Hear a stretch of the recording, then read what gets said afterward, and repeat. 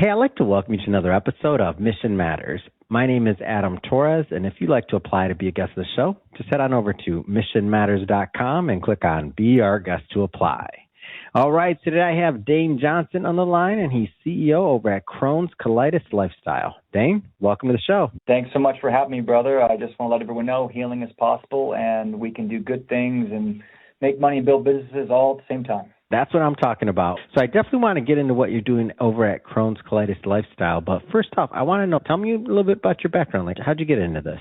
Yeah, pain to purpose. I was diagnosed with life-threatening Crohn's disease and ulcerative colitis, diagnosed by two different hospitals. And by the time I was 27, nearly killed me, 120 pounds in a wheelchair. When were you diagnosed? Hold on. So when were you diagnosed? Like, just roughly.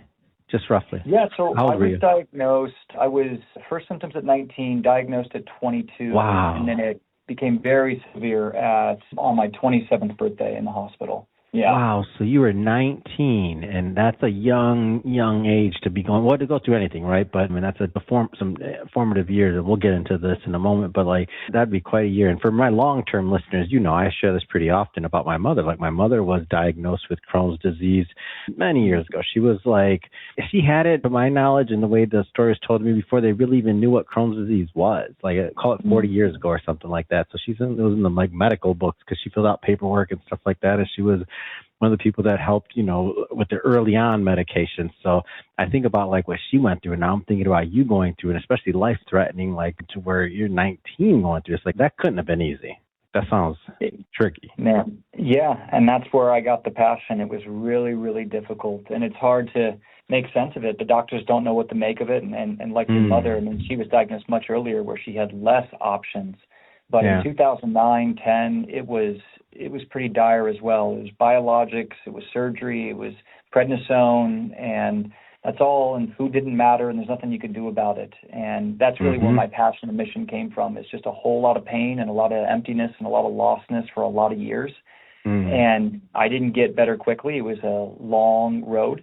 And I was in a wheelchair at my worst, and I was housebound for a year, and I tried every medication. And then that's where I got super passionate about, my mission is to build a healing home for people with IBD, a place where we can connect, grow, get trained, and work with people who actually have IBD, specialize in IBD, and can show testimonies reversing IBD symptoms. That's the mission. Yeah. When you started to, so again, you mentioned surgeries, other things like that, like how did kind of like diet play into this, and how did you go down that path of, and I'm guessing, I don't want to project, but there had to be like this path of learning of even what was going on. Like, how do you deal with that piece of it? Yeah, you kind of throw stones at a wall for a while and just perplexed.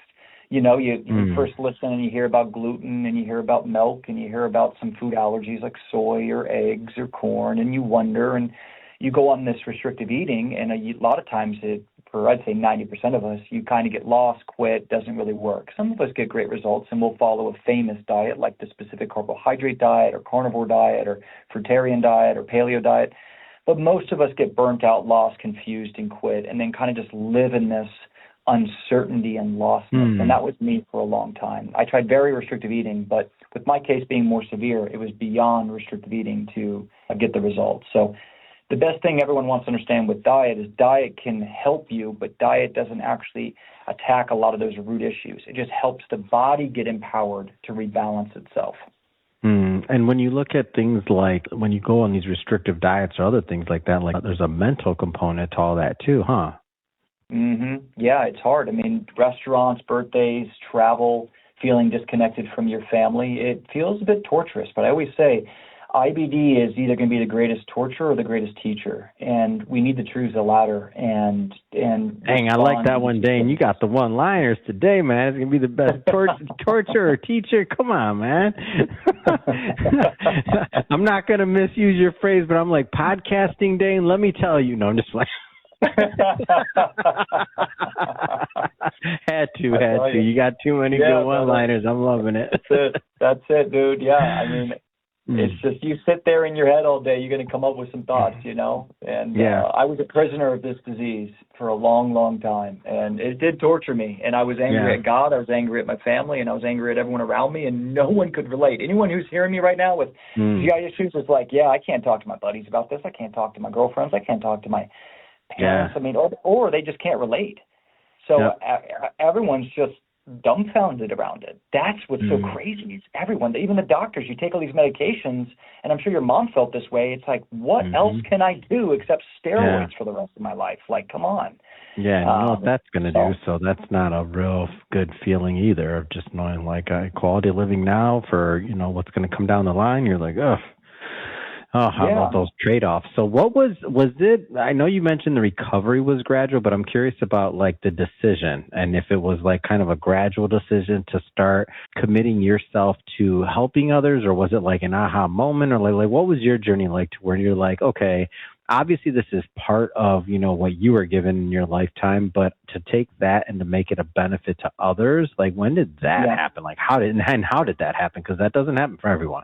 So it was end of 2015, going into 2016, and I had gained 60 pounds of weight, got myself off medications, got my colonoscopy about 90% good. My doctor was completely perplexed. I finally had gotten some results after years of trying, and she kicked me out of her office because said, if you're not going to take biologics, there's nothing I can do for you. So good, you know, best of luck. And I was crying and happy all at the same time.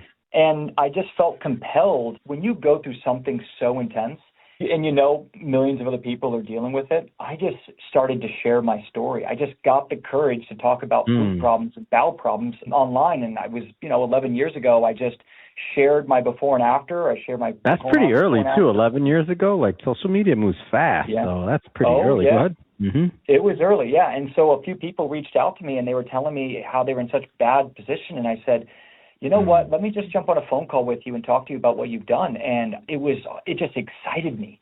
Like some people have been studying this and studying that, and I was able to show them what I had learned in years of trying this, and $100,000 down the drain, it felt like, where I didn't get results with that stuff, with, conventional stuff that wasn't covered by insurance, and hospitals and travel and hotels and lab work and all this stuff. And whole foods and organic food and supplements. All of a sudden, I just felt like I had this art form that I was super good at, and I could connect with other people, and I could do it from a place of love, passion, integrity, and it just felt like I found my calling. And I like to tell people, you want to find great purpose, find great passion, and you want to find great passion, go through great pain. That's usually the best way to do it. Yeah. So that was me. Wow, what a story. So let's switch the focus slightly. Thank you for sharing that first. And let's switch focus slightly. For those that are listening that either maybe are currently, have the condition, or they have family or otherwise, like what are some takeaways that anyone with IBD can do to make some impact? And obviously you're not giving medical advice, but like where can they start, Well, there's a few places you can start in. First, just understanding what we know and what we don't know. And IBD, inflammatory bowel disease, is chronic inflammation in the bowel. And this is good. Anyone who's listening who has IBS, SIBO, constipation, GI issues, this is all true, because all of that stuff is basically just pre-IBD, like pre-diabetes, These things can manifest. So first, realize that a diagnosis is subjective. It is not an objective truth. So it can manifest into something deeper like IBD. So if you got GI issues, these are the things that can really help you. And so IBD is chronic inflammation of the bowel. Where it is will depict what category you're given, whether it's ulcerative colitis, Crohn's disease, proctitis, sigmoiditis, pancolitis, or just IBS. And so once you go there, you first have to understand that there are root issues. It's never one root cause, but it is always root causes. And there are imbalances to the human body that are happening with anyone with GI issues, whether it's IBD or IBS. So where you want to start is just identifying what the imbalances are and how you can start supporting them. So there are 5 imbalances everyone wants to write down. 1, digestion. You got poor digestion with GI issues. 2, microbiome imbalance. The microbiome diversity is out of balance. 3, leaky gut. The gut lining is damaged, injured, creating a perplexity of systemic issues. 4 is your drainage pathways are clogged up. You cannot release the toxins from air, food, and water. Okay, that's the liver, the kidney, lymphatic system, the ability to sweat, the ability to poop, and also cellular detox, which is advanced. And then the last one is the nervous system. You are out of whack. Your nervous system is stuck in a sympathetic state. So you're in fight or flight. You're freaked out. Your body's pumping adrenaline and cortisol, and it's affecting your ability to get into rest and digest healing mode called the parasympathetic nervous system. So those 5 imbalances: digestion, microbiome, leaky gut, drainage activation or drainage ability throughout your body, and your nervous system.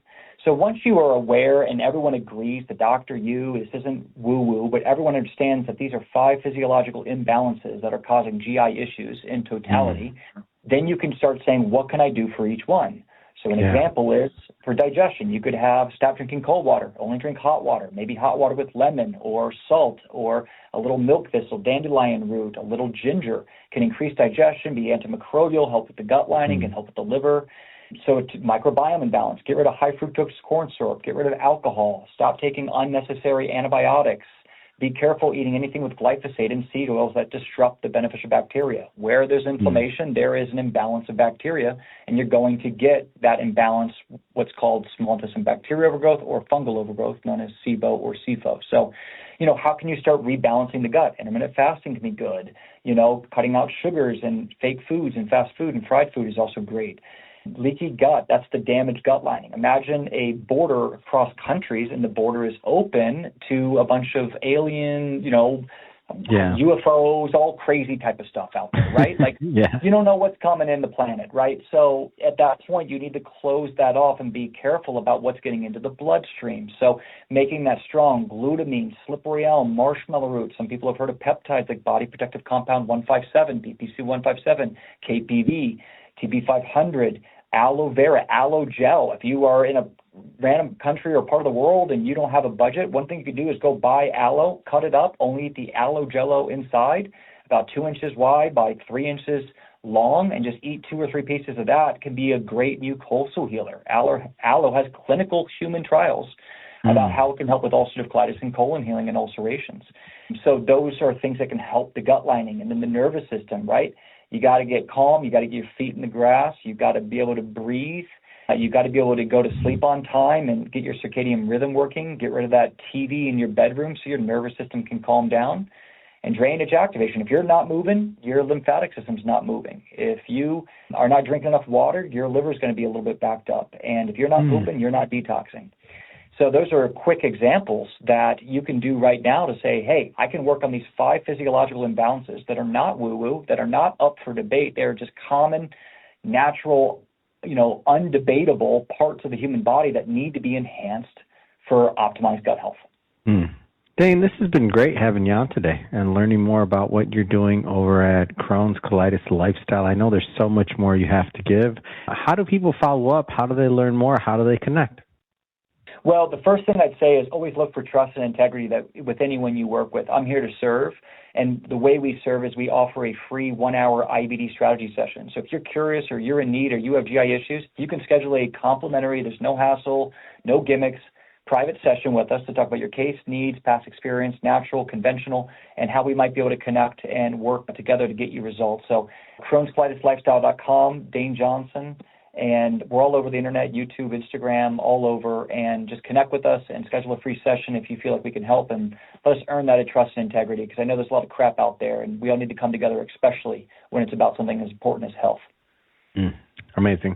For everybody listening, just so you know, we'll definitely put some links in the show notes so that you can connect with Dane and his team. And speaking of the audience, if this is your first time with Mission Matters and you haven't done it yet, hit that subscribe or follow button. This is a daily show. You heard me correct. Each and every day we're bringing you new content, new ideas, and hopefully new inspiration to help you along the way in your journey as well. So again, hit that subscribe or follow. And Dane, it's been an absolute pleasure. Thanks again for coming on the show. Thanks so much, guys. Happy healing.